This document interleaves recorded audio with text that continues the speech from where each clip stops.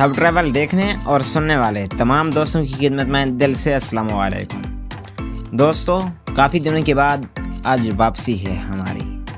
आज हम बात करेंगे चीनी कौम और चीन के बारे में कुछ दिलचस्प और अजीबोगरीब बातें। वीडियो को एंड तक लाजमी देखिएगा ताकि आपको चीन के बारे में तमाम मालूमात का इल्म हो सके। शुरू करते हैं आज की इस इंटरेस्टिंग वीडियो को। सबसे पहले हमारे चैनल सब ट्रैवल को सब्सक्राइब करके बेल के निशान को दबाना ना भूलें। अगर वीडियो पसंद आ रही है तो इसे यार लाइक भी कर दिया करें ताकि हमारी हौसला अफजाई हो सके। दोस्तों, चीन इस्लामी जमहूरिया पाकिस्तान के 2 साल बाद मर्ज़ वजूद में आया।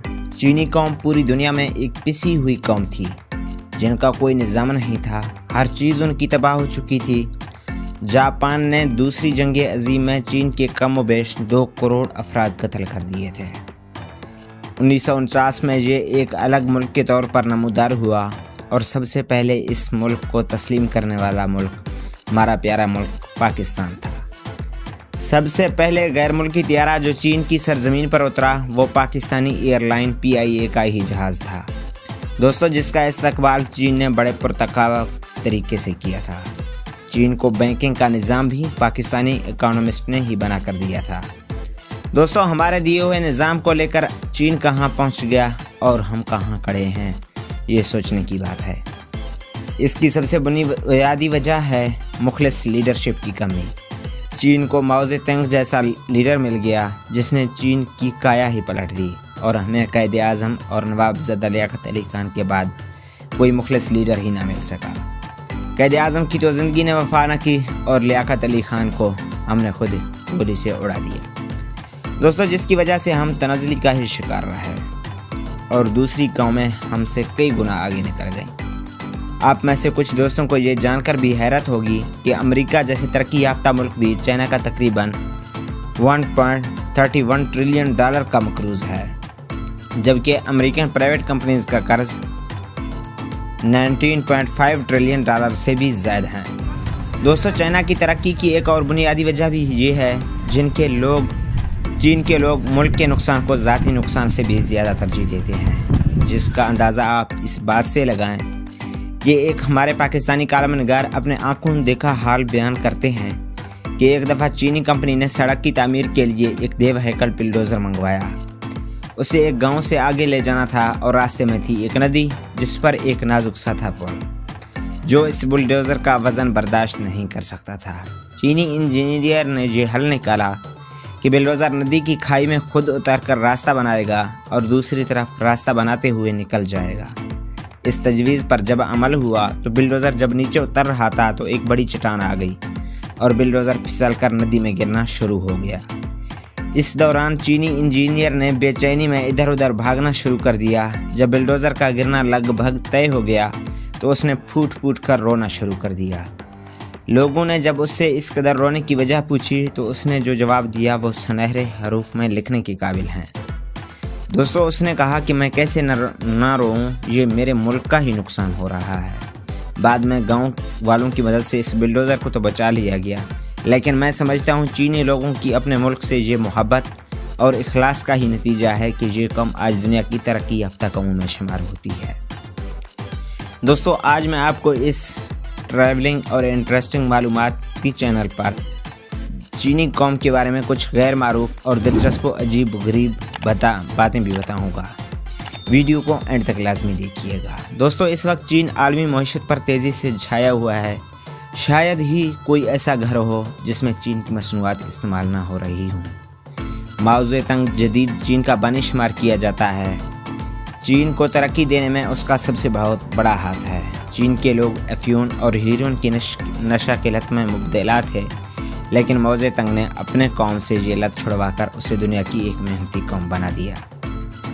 नंबर दूसरे फैक्ट के बारे में बात करेंगे। माओ ज़ेडुंग ने तारीख के सबसे बड़े लॉन्ग मार्च के दौरान अपने कौम को हिदायत की थी कि वो लॉन्ग मार्च के दौरान चने और गर्म पानी साथ रखें। चने थोड़े से खाने से आपकी भूख खत्म हो जाएगी और गर्म पानी आपको पेट की बीमारियों से बचाएगा।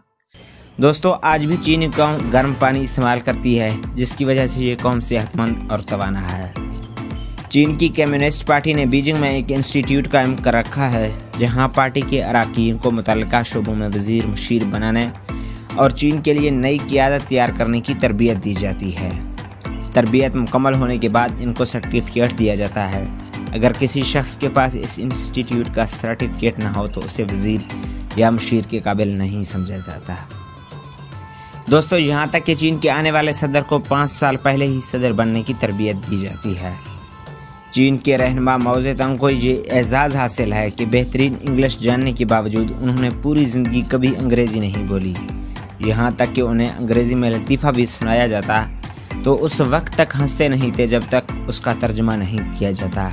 یعنی اپنی زبانوں سے محبت بھی چین کی ترقی کی وجہ ہے۔ دوستو، چین کے تمام لوگ بشمول افسران، مزدور سب مل کر ایک ہی جیسا کھانا کھاتے ہیں۔ اس کے علاوہ وہ کسی بھی ملک جاتے ہیں تو وہ اپنے ساتھ چینی مصنوعات بھی لے آتے ہیں تاکہ دنیا کو چین کی مصنوعات سے متعارف کروایا جا سکے۔ دوستو، چین میں چوری کی سزا موت ہے۔ چور کو سر پر گولی ماری جاتی ہے اور گولی کا معاوضہ اس کے ورثاء سے وصول کیا جاتا ہے۔ جب تک ورثاء معاوضہ نہ دیں تو لاش نہیں لے جا سکتے۔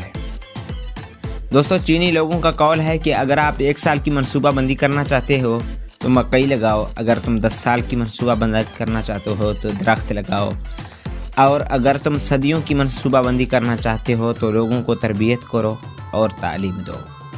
ایوب خان کے دور میں وہاں کے آرڈیننس کمپلیکس کی تعمیر کی گئی تو چین کے ایک وفد نے دورہ کیا اور انہوں نے دورے کے دوران عمارت کو ٹپکتے ہوئے پایا تو میزبان نے معذرت خواہانہ رویہ اختیار کرتے ہوئے کہا کہ عمارت ابھی نئی بنی ہے اس لیے ٹپک رہی ہے۔ تو چین کے ایک رکن نے ہنستے ہوئے کہا کہ شروع میں ہماری عمارتیں بھی ٹپکتی تھیں، لیکن ہم نے ایک ٹھیکیدار کو گولی مار دی، اس کے بعد چھت نئی ہو یا پرانی کبھی نہیں ٹپکتی۔ دوستو، رچرڈ نکسن ایک مرتبہ چینی صدر چوائن لائی سے ملے اور انہیں ایک تصویر دی جس میں چوائن لائی اپنے گھر کے لان میں بیٹھ کر اخبار پڑھ رہے تھے اور اخبار کی سرخیاں بھی واضح نظر آ رہی تھیں۔ دوستو، چوائن لائی نے پوچھا آپ نے یہ تصویر کیسے کھینچی؟ رچرڈ نکسن نے فخریہ انداز میں کہا کہ ہمارے پاس $100 بلین کی سیٹلائٹ ٹیکنالوجی ہے جو صرف ہمارے پاس ہے، یہ تصویر ہم نے اسی سے کھینچی ہے۔ چوائن لائی مسکرا اٹھے، اپنی میز پر گئے اور ایک تصویر اٹھائی اور صدر نکسن کو پیش کر دی۔ اس تصویر میں صدر نکسن وائٹ ہاؤس میں بیٹھ کر CIA کے کانفیڈینشیل خفیہ فائل پڑھ رہے تھے۔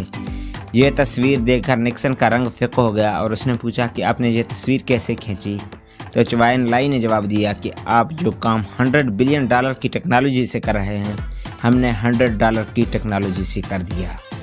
صدر نکسن نے وضاحت مانگی تو چوائن لائی نے کہا کہ ہم نے وائٹ ہاؤس کے ایک ملازم کو $100 دے کر یہ تصویر حاصل کی ہے۔ دوستو، چین کے 97% نوجوان چین میں ہی تعلیم حاصل کرنا چاہتے ہیں۔ ان کے خیال میں چین کا تعلیمی نظام اور تعلیمی اخراجات دنیا میں سب سے کم ہیں۔